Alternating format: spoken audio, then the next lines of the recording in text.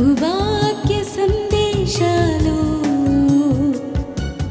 సమాధానపరచు సందేశాలు పరమునకు చేర్చే సందేశాలు ఇవి ఒలీవా సందేశాలు. ప్రభువాక్య సందేశాలు సమాధానపరచు సందేశాలు పరమునకు చేర్చే సందేశాలు ఇవి ఒలీవా సందేశాలు. సర్వోన్నత స్థలములో ఆసీనుడైన దేవాతి దేవునికి వందనాలు, స్తుతులు, స్తోత్రాలు. ప్రభువా, కూడి వచ్చినటువంటి అభిషక్తులకును, దేవుని సేవకులకు, దేవుని ప్రజలందరికీ కూడా ప్రభువనే యేసుక్రీస్తు అతి శక్తి గల నామములో శుభాభివందనాలు తెలియజేస్తూ ఉన్నాను. ప్రైజ్ ది లార్డ్, హల్లెలూయా. పరిశుద్ధ గ్రంథములో నుంచి ఒక మాట చదువుకొని మనం ముందుకు వెళ్దాం. మార్కు సువార్త 7వ అధ్యాయం 24వ వచనము చదివి సహకరించవలసిందిగా మనం ఇచ్చిస్తూ ఉన్నాను. ఆయన అక్కడ నుండి లేచి తూర్పు సీదోను ప్రాంతములకు వెళ్ళి ఒక ఇంట్లో ప్రవేశించి ఆ సంగతి ఎవనికి తెలియకుండా ఉండవాలేనని కోరిను గాని ఆయన మరుగై ఉండలేకపోయిన. దేవుని నామానికి మహిమ కలుగునుగాక. ప్రార్థన చేసుకుందాం. సర్వోన్నతుడా, సర్వశక్తి గల దేవా, మిక్కిలి ప్రేమ గల తండ్రి, మీకు వేలాది వందనములు, స్తుతులు, స్తోత్రాలు ప్రభువా. ఇప్పటి వరకు ప్రభువా ఉపవాస ప్రార్థన కూడికలో నాయనా పాటల ద్వారా మిమ్మల్ని కీర్తించటానికి, మిమ్మల్ని ఘనపరచటానికి, మిమ్మల్ని మహిమపరచటానికి మాకు ఇచ్చిన మహాభాగ్యం, మహాధన్యతను బట్టి మీకు వందనాలు, స్తుతులు, స్తోత్రాలు ప్రభువా. ప్రభువా, కొంతమంది ప్రజలు ఈ ఒలివ ప్రార్థన శిబిరంలో నీ పాద సన్నిధిలో విన్నపములు, విజ్ఞాపనలు చేశారు ప్రభువా. వారి కుటుంబ సమస్యల గురించి, వారి బిడ్డల అవసరతల గురించి, వారి యొక్క సమస్యలకు ప్రభువా పరిష్కారం కావాలని, నువ్వు న్యాయం చేసే దేవుడవని, ఆదరించే దేవుడవని నాయనా ప్రార్థన చేసి ఉన్నారు. ఉపవాస ప్రార్థన కూడిక గనక ప్రభువా ఆశ కలిగి వచ్చారు. ప్రార్థన చేస్తే ఒలివ ప్రార్థన శిబిరములో పరిశుద్ధాత్మ దేవుడు ఆత్మస్వరూపుడై మా మధ్య ఉండి మమ్మల్ని నడిపిస్తాడని, మా కార్యాలు జీవితంలో జరిగిస్తాడని ఆశ కలిగిన వారై వచ్చి ఉన్నారు. ప్రార్థన చేశారు ప్రభువా. నీ దాసుడిగా నేను కూడా కొంతమంది కుటుంబాల గురించి, బిడ్డల గురించి, ఊహాల గురించి, ఉద్యోగాల గురించి, చదువుల గురించి, కుటుంబాలలో గృహ నిర్మాణాల గురించి ప్రార్థన చేసి ఉన్నాను. మా అందరి ప్రార్థన ఆలకించిన దేవానికి స్తోత్రాలు ప్రభువా. కొద్ది క్షణము నీ అమూల్యమైన వాక్కులు వినటానికి, పరిశుద్ధ గ్రంథ రక్షణ సువార్తను నాయన ప్రకటించడానికి నేను మీ పక్షాన్ని నిలబడి ఉండక నన్ను మీ శిలువ చట్టును మరుగుపరుచుకో. నా నోటిని బోరుగా వాడుకో.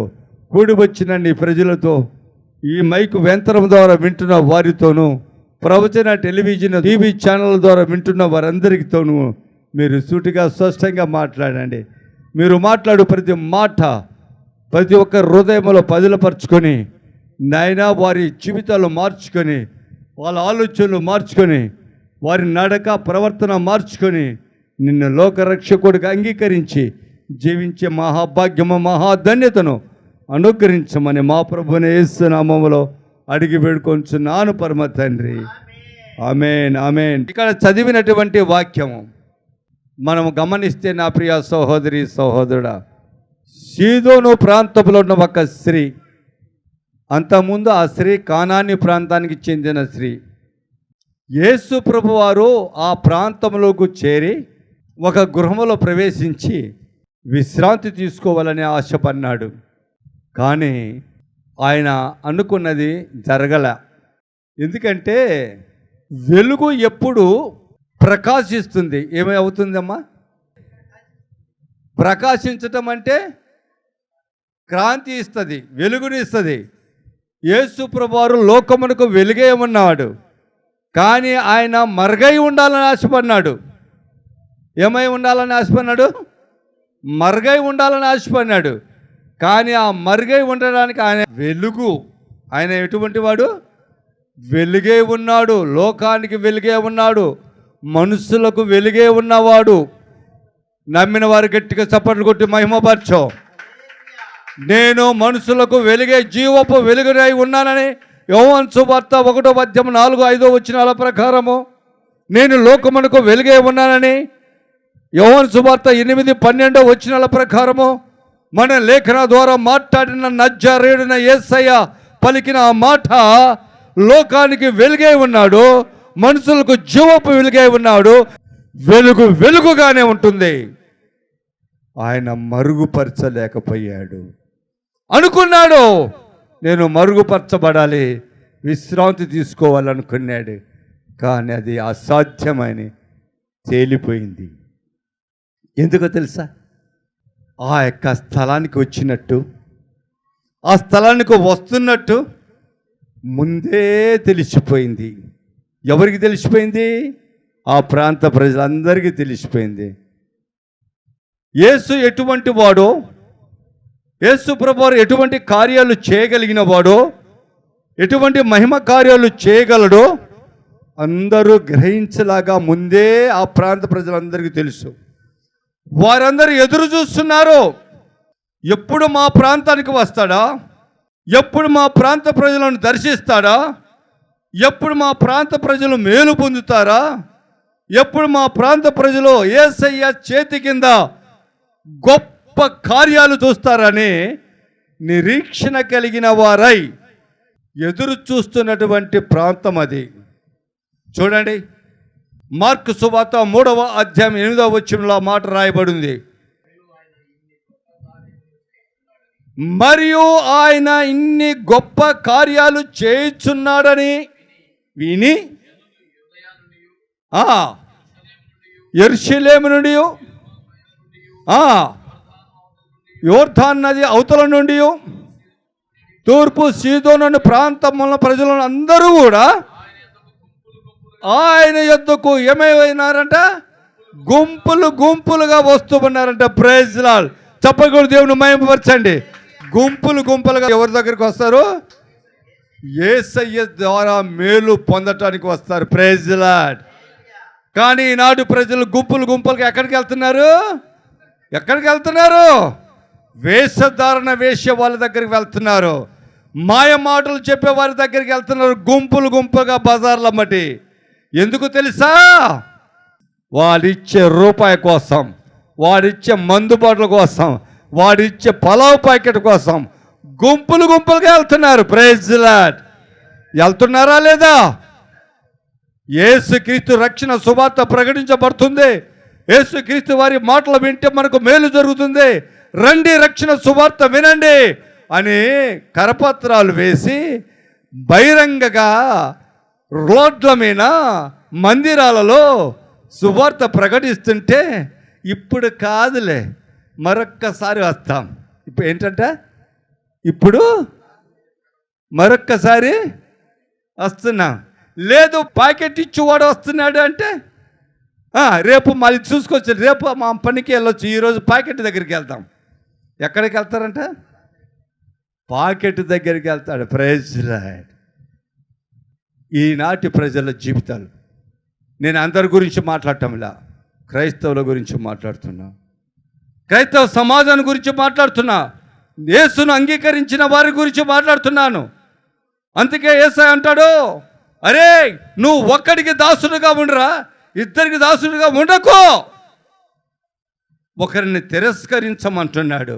లేదు లేదు, లోకంలో ఉన్నంతసేపు నేను ఇంతో ఉంటాను, పరలోకంలోకి వచ్చినప్పుడు నీతో ఉంటానంటే మా బంధువు అని పీటేసి కూర్చోబెడతాడు అనుకున్నా. యేసు ప్రభువో ఒక్క తోపు తోస్తే జ్వాలల మధ్యలో గంతులు వేస్తుంటా కోతిలాగా. Praise lord.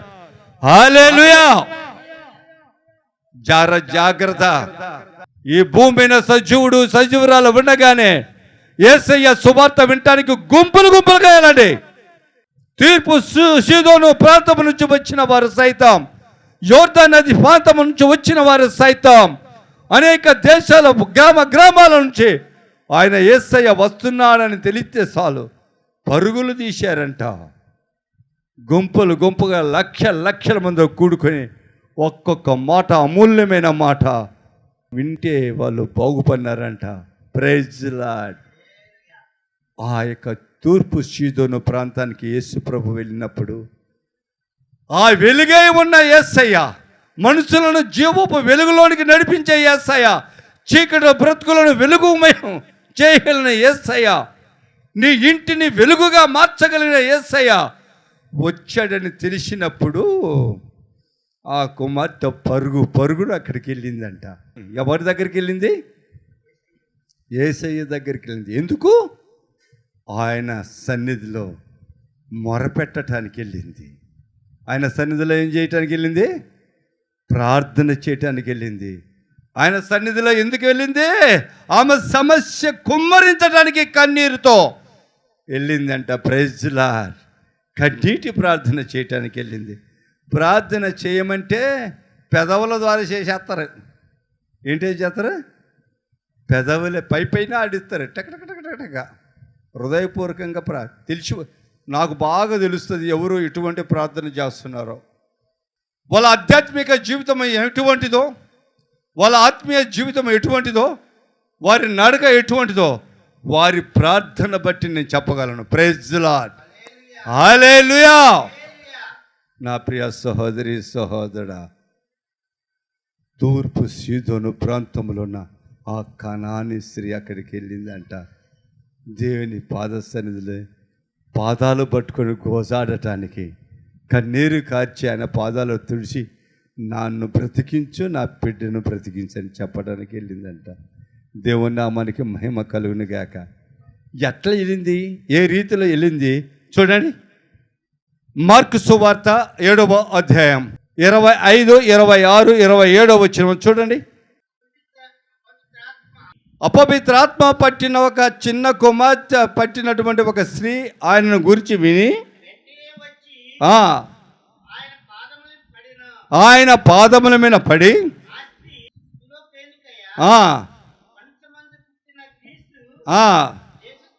గ్రీస్తు దేశస్తురాలు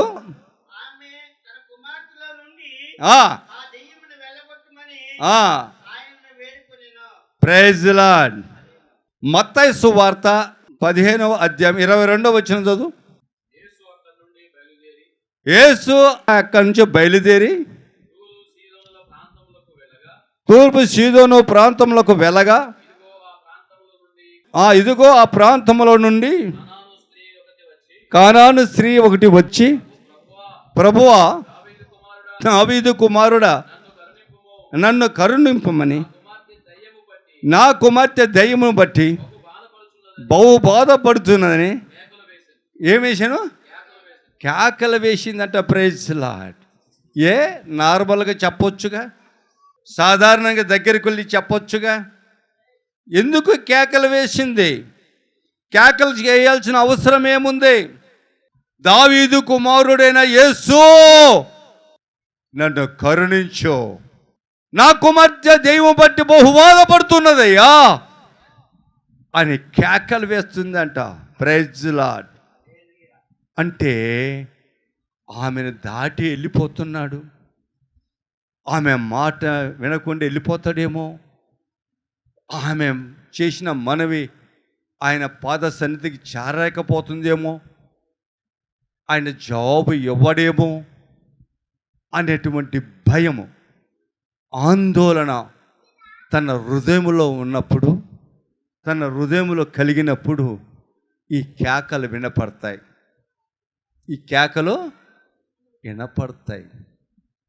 పరిశుద్ధ గ్రంథంలో ఒక మాట ఉంది, ఎక్కడ ఇద్దరు లేక ముగ్గురు నా నామంలో కూడుకొని ఉందురో వారి మధ్య నేను. నిజమేనా? నమ్మిన వాళ్ళందరూ సపోర్ట్ కూడా గట్టిగా ఉన్నాము.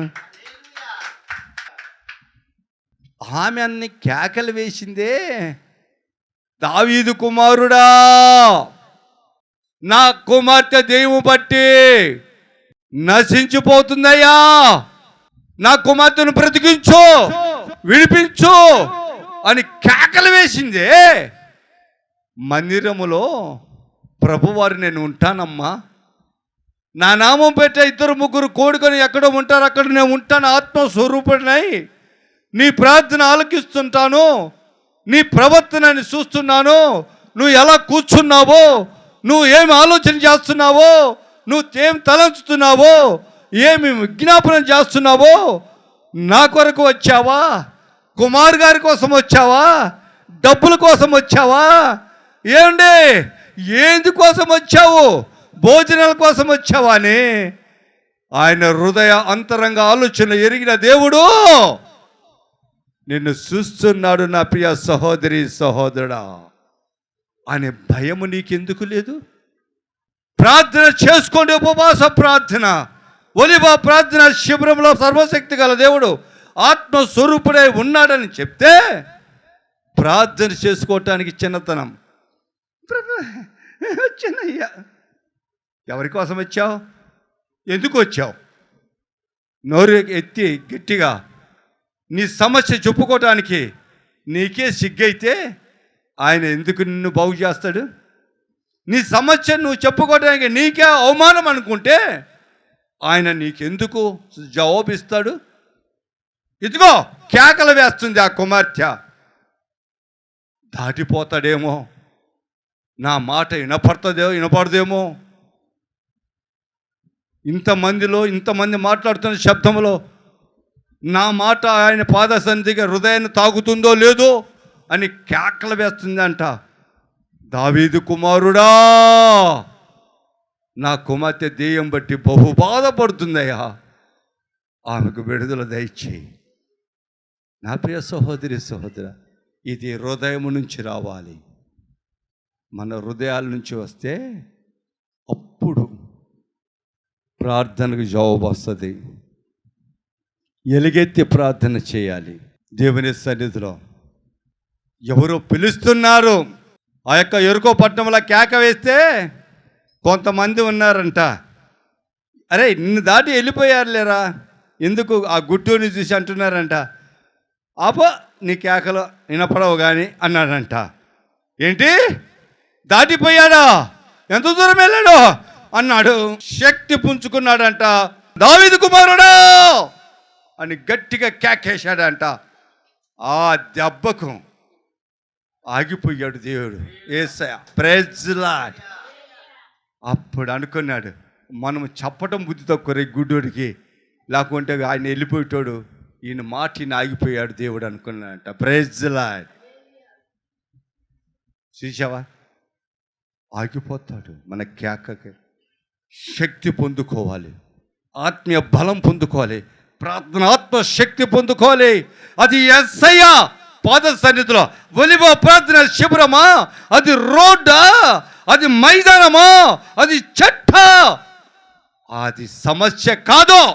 సమస్య ఏంటి అంటే దేవుని పాద సన్నిధికి నీ ప్రార్థన చేరిందా లేదా అనేది సమస్య. Praise Lord. ఈ మనసు ఉండాలి. Praise Lord. విశ్వాసికి ఈ మనసు లేనప్పుడు ఏమి సాధించలేడు.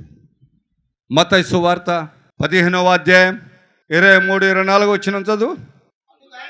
అందుకు ఆయన ఆమెతో ఒక మాట అయినను చెప్పలేదు. అప్పుడు ఆయన శిష్యులు వచ్చి, అప్పుడు ఆయన శిష్యుల దగ్గరికి వెళ్ళా, అప్పుడు ఆయన శిష్యులు వచ్చి ఈమె మన ఎంబడి వచ్చి కేకలు వేయించున్నది కనుక ఈమెను పంపివేయమని. Praise lord. ఏమంటున్నారు శిష్యులు? యేసయ్య దగ్గరికి వచ్చారంట. అయ్యా, ఈ గోల ఏంటో మేము పడలేకపోతున్నాం, ఈ కేకలు ఈ అరుపులు ఏంటో మేము వినలేకపోతున్నాం. ఆమెకు జవాబిచ్చి పంపరాదు. ఏంటంట? ఆమెకు జవాబిచ్చి పంపరాదు. ఎవరన్నారండి? ఎవరి శిష్యులు? యేసయ్య శిష్యులు. Praise the Lord. ఎవరి శిష్యులు? యేసయ్య శిష్యులు. ఎక్కడికి ఇచ్చారు? యేసయ్య దగ్గరకు వచ్చి ఆమెను పంపించరాదు, కేకలు వేస్తుంది అన్నాడు. ఇప్పుడు నువ్వు ఎక్కడికి వచ్చావు? ఒలివ ప్రార్థన. ఎవరు ఉన్నారు? యేసయ్య ఉన్నాడు. దేవునికి ప్రజలకు మధ్యవర్తిగా ఉన్నవాడు యేసయ్యే. మన ప్రార్థనలో ఆయనకు చేరినప్పుడు ఆయన తన తండ్రికి విజ్ఞాపనలు చేస్తూ నిత్యము మన పక్షాన యాజ్యమాడుతూ ఉన్నాడు దేవుని సన్నిధిలో. Praise the Lord. నమ్మిన వారు గట్టిగా చప్పట్లు కొట్టి దేవుని మహిమపరచండి. నువ్వు ఒలివ ప్రార్థన శిబిరములో ప్రార్థన చేస్తే ఆత్మస్వరూపుడైన యేసయ్య ఉన్నాడని నమ్మి నువ్వు ప్రార్థన చేస్తే ఆ యేసయ్య తన తండ్రి యొద్దకు వెళ్ళి, తండ్రి ఇదిగో ఎవరి కోరికైతే నేను రక్తాన్ని చిందించి నా ప్రాణాన్ని బలియాగం చేశానో వారు నా కొరకు ప్రార్థన చేస్తున్నారు, నన్ను రక్షించమని అడుగుతున్నారు, నన్ను కాపాడమని అడుగుతున్నారు, వారిని కాపాడు తండ్రి అని మన పక్షాన వకాలత తీసుకొని మొరపెట్టడానికి సిద్ధంగా ఉన్నాడు. ఆ సత్యము నువ్వు గుర్తెరిగితే చాలు. ఇక్కడ కుమారు గారు కాదు, ఇక్కడ ఎవరున్నారు? యేసయ్య పరిశుద్ధాత్మ దేవుడు ఉన్నాడు. ఎవరిలో ఉన్నాడు? కుమారు గారిని ఆధారం చేసుకొని తన ప్రజలు చేసిన మనవి ఆలకించడానికి ఆయన భూమిని దిగి వచ్చి ఆత్మస్వరూపుడై ఆయన కుమారు గారి పక్కన నిల్చొని ఉన్నాడని నువ్వు గ్రహించగలిగితే నీ ప్రార్థన కేకలవుతాయి. Praise the lord. ఆ కేకలు చెప్తాడు. అయ్యా నేను అంటాను ఇక్కడ, ప్రభువా ఆ కుమార్తె రోదన చూడు, ఆ కుమార్తె బాధను చూడు అయ్యా, వేదన చూడు ప్రభువా, ఆ కుమార్తెను ఆదరించు ప్రభువా, ఆదుకో ప్రభువా, రక్షించు ఆ కుమార్తెను ప్రభువా. అయ్యా నువ్వు ఇటువంటి వారి కొరకే కదా ప్రాణం పెట్టావు, అయ్యా నువ్వు ఇటువంటి వారి కొరకే బలియాగమయ్యావు, దయచూపు నీ కుమార్తె పక్షాన అనే ప్రార్థన నేను చేస్తా. Praise the lord. యేసయ్యకు శిష్యులు ఎలా చెప్పాడో యేసయ్య శిష్యుడిగా నేను పరిశుద్ధాత్మ దేవుడైన యేసయ్యకు నేను మొరపెడతాను నీ పక్షాన. దేవుని నామానికి మహిమ కలుగును గాక. వింటున్నారా నా ప్రియ సహోదరి సహోదరుడా? రక్షణ సువార్త ఎంత బలమైనదో ఉంటుందో, రక్షణ సువార్త ఎన్ని మార్గాలలో దేవుని పాదస్థానికి చేరుతుందో గమనించండి. ఈరోజు శిబిరములో ఉన్నాడు యేసయ్య నమ్మి తన యొక్క శిష్యుడైన కుమార్ గారి ద్వారా దేవుడు ఆలకిస్తాడేమని నమ్మకం వస్తే ఇటువంటి కార్యాలు జరుగుతాయి, అద్భుత కార్యాలు జరుగుతాయి. నా ప్రియ సహోదరి సహోదరుడా, ఎందుకు ఈ మాట చెప్తున్నానంటే సమస్యలతో వచ్చిన వారు చాలామంది ఇక్కడికి వచ్చారు. వాళ్ళ సమస్యలు చెప్పినప్పుడు వారి గురించి నేను ప్రార్థన చేశాను. ప్రార్థన చేసినప్పుడు వారికి ఆ సమస్యలు పరిష్కారం జరిగినాయి, స్వస్థతలు వచ్చినాయి, వివాహాలు జరిగినాయి. పరిశుద్ధాత్మ దేవుడు ఈ శిబిరంలో ఉన్నాడని అనడానికి ఇంతకన్నా సాదృశ్యం ఏమి లేదు. నా ప్రియ సహోదరి సహోదరు, ఆ శిష్యులు అంటున్నాడు యేసయ్య, ఆమె రోదన చూడు, ఆమె కేకలు వేస్తుంది, ఆమెకు జవాబు ఇచ్చి పంపయ్యా అన్నాడు. యేసయ్య ఏమంటున్నాడు చూడు, 24వ వచనం, ఇశ్రాయేలు ఇంటి వారై నశించిన గొర్రెల యొద్దకే కానీ మరి ఎవని యొద్దకు నేను పంపబడలేదు. Praise the lord. ఏంటి దీని అర్థం ఏంటి? లూకా సువార్త 2వ అధ్యాయం 11వ వచనంలో అంటాడు దూత, ఏమంటాడు అక్కడ గొర్రెల కాపలతో, అందరికీ రక్షకుడు నేడు దావీదుపురములో జన్మించి ఉన్నాడు. Praise the Lord. అందరికీ అన్నాడు. మరి ఇక్కడ ఏంటి? ఇజ్రాయేల్ ప్రజలకు అంటాడు ఏంటి? యూదులకు అంటాడు ఏంటి? తక్కిన వాళ్ళు ఏమవ్వాలి? తక్కిన ప్రజలు ఏమవ్వాలి? ఆలోచన చేయండి. ఈరోజు ఆయన అంటానికి ఒక కారణం ఉంది. 12 మంది శిష్యులను పిలిచినప్పుడు 77 మంది శిష్యులు అయ్యారు. 77 మంది శిష్యుల దగ్గర నుంచి 145 శిష్యులు అయ్యారు. యోహాను సువార్త 6వ అధ్యాయంలో ఆయన పలికిన మాట, నేనే జీవాహారమును, నేనే ఆకాశం నుంచి దిగివచ్చాను, ఎవడైతే నా శరీరము తిని నా రక్తాన్ని తాగుతాడో వాడే నిత్య జీవానికి వారసుడవుతాడని ఎప్పుడు ఆయన బోధించాడో ఏమయ్యారంట ఆ శిష్యులంతా? ఆ బోధ నచ్చల, ఆ మాట నచ్చల. మనుషులను పీక్క తినేవాళ్ళగా ఉన్నామా? మనుషుల మాంసం తినేవాళ్ళగా ఉన్నామా? మనుషుల రక్తం తాగే నరభక్షి రాక్షసులమా మేము? మాకు ఈ బోధ అక్కర్లేదు, మాకు ఈ గురువు అక్కర్లేదు, ఈ యేసయ్య అక్కర్లేదని వెళ్ళిపోయారంట అందరూ. Praise the Lord. మళ్ళీ ఎంతమంది మిగిలారు? ఆ 12 మందే మిగిలారు. దేవుని నామానికి మహిమ కలుగును గాక. యేసయ్య ప్రభువారు ఏదైనా మాట్లాడితే దానికి కారణం ఉంటుంది. వారు వచ్చారు, నేను మీ శిష్యులుగా ఉంటామన్నారు. ఉండలేక ఆయన మాటను నమ్మక ఆయన యందు విశ్వాసం ఉంచక తిరిగి వెళ్ళిపోయారు. నా ప్రియ సహోదరి సహోదరా, అక్కడ కూడా శిష్యులు ఉన్నారు, అక్కడ ప్రజలు ఉన్నారు. వారు కూడా యేసయ్య చెప్పిన మాట, ఈ కనాని స్త్రీ కూడా, తూర్పు సీదోను నుంచి వచ్చిన స్త్రీ కూడా ఉన్నది, నేను ఇజ్రాయేలు ప్రజల కోసమే, నశించిపోతున్న వారి కోసమే వచ్చానని ఆయన నన్ను పంపించు అన్నాడనే మాట. నా ప్రియ సహోదరి సహోదర, కారణం ఏంటంటే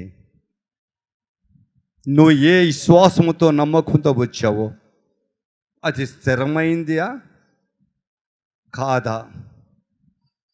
నీ ప్రార్థన హృదయపూర్వకమైనదా కాదా?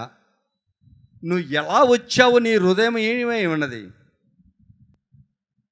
నీ అంతరంగం ఏమై ఉన్నది? నువ్వు ఎటువంటి ఆలోచన కలిగి మందిరానికి వచ్చావు అన్నటువంటి అన్నీ కూడా పరిశీలన చేయగలిగిన వాడై ఉన్నాడు మన ప్రభువారు. అందుకే ఇటువంటి మాటలు మధ్య మధ్యలో మాట్లాడాడు. ఆ కనాని స్త్రీ ఆ మాటకు ఎలా రియాక్ట్ అవుతుందో, ఎలా ఆమె స్పందిస్తుందో, ఎలా ఆమె మనసు మారుతుందో, ఏ ఆశతో వచ్చిందో నా కొరకు తన కూతుర్ని బాగు చేయమని అడగటానికి, ఆ యొక్క స్త్రీ యొక్క మనసు ఎటువంటిదో తెలుసుకోవాలని ఆ మాట మాట్లాడింది. ఈరోజు నిన్ను నేను కూడా మందిరంలో మనందరం కూడా ఏ హృదయముతో ఈ స్థలానికి వచ్చామో, ఏ మనసు ఏ ఆలోచనతో మనం ఈ స్థలానికి వచ్చామో, ఏ ఉద్దేశంతో ఈ వాక్యోపదేశం వింటున్నామో దేవుడు బాగా గుర్తెరిగిన వారే ఉన్నాడు. ఒలీవ సందేశాలు, ప్రభువాక్య సందేశాలు.